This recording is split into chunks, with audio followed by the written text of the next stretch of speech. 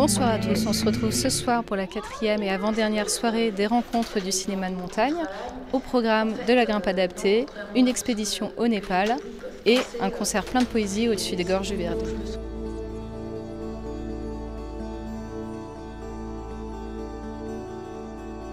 C'est plutôt un témoignage par rapport à un chemin de vie. Voilà, c'est un témoignage que je voulais apporter par rapport au handicap et comment on pouvait le vivre en fait. C'est mon parcours de vie, après j'ai besoin de personnes pour le réaliser, mais c'est ma vie, donc ouais, c'est moi qui imaginait tout ça. Ouais. Du coup oui, on a mis 2 ans pour préparer ce projet parce que d'abord il fallait déjà que je commence à m'entraîner à grimper. Après j'avais besoin de tester toutes les techniques, en fait, voir si je me blessais pas, si j'arrivais à passer une nuit en paroi. Je m'entraîne 3 fois par semaine à peu près, quoi. Et je fais 1 à 2 séances de grimpe et un autre sport à côté pour pas me blesser, en fait. Le vélo, je suis plus autonome, en fait, je peux décider d'y aller quand je veux, il n'y a pas de souci. Le ski, ils te font aussi, quoi. Après le reste, ça demande beaucoup plus d'organisation, quoi, de logistique. Quand on dort sur le Portaledge, c'est le meilleur hôtel du monde, en fait. Du coup, c'est l'hôtel 5 étoiles, là. Parce qu'on est bien, on est là où on veut et c'est magique, en fait. J'ai rêvé d'aller au Grand Cap. Du coup, on y est allé là en septembre avec Liv toujours, et Fabien et Cédric Cachat. Voilà. C'est vrai que quand on voit des gens comme ça motivés pour faire de la montagne, malgré le handicap, c'était vraiment bien, quoi. C'est hyper touchant de voir qu'elle continue d'avancer dans sa vie et d'avoir tout le temps des rêves d'avance, quoi. Et voilà, continuer à grimper, c'est magique, quoi. C'est époustouflant, voilà. Ça fait du bien de voir ça. Je pense que c'est surtout intéressant de voir pas seulement le côté montagne, mais aussi le côté de sa vie de tous les jours et tout ce qui tourne autour de son quotidien pour lui permettre de réaliser ce genre de projet. Et c'est quand même un gros projet qu'elle a mené à bout et je pense qu'on peut vraiment la féliciter pour ça.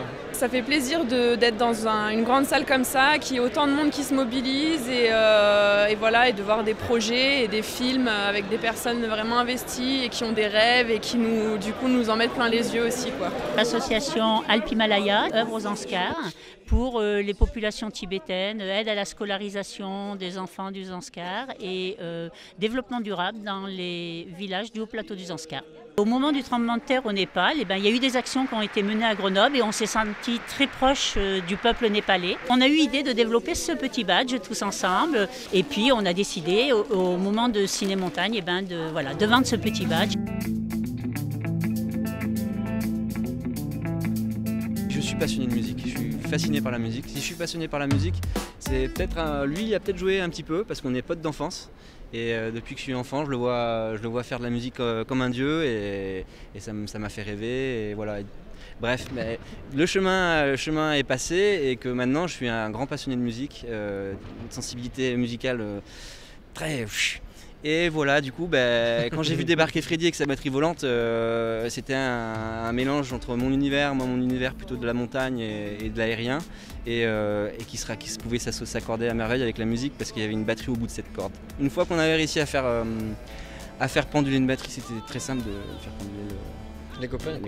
Avant, je jouais par terre. Et voilà, Antoine m'a initié aux cordes et tout ça. Non, t'es un champion du monde des cordes. Champion du monde, voilà. Non, pas du tout. Non, mais ça me plaît bien en tout cas, j'aime bien. C'est du coup, une fois quand on est en bas et qu'on pendule, c'est vrai qu'on a plein d'émotions, on joue comme... ça enlève... Tu sais, des fois quand on joue de la musique, il y a plein de barrières avec le juger, le regard des autres. Et là, il y a tout qui vole. Et du coup, après, quand on rejoue de la musique en concert dans des lieux, sur des scènes, on est vachement plus libre en fait, parce qu'on a le fait de se jeter dans le vide, ça casse plein de barrières en fait. Donc c'est hyper intéressant comme expérience. La 4e soirée des rencontres du cinéma de montagne touche à sa fin. On se retrouve dès demain avec de nouvelles sensations, du base jump, du saut pendulaire, l'ascension du Mont Blanc et un voyage tout en musique entre le Groenland et Terre de Baffin. À demain.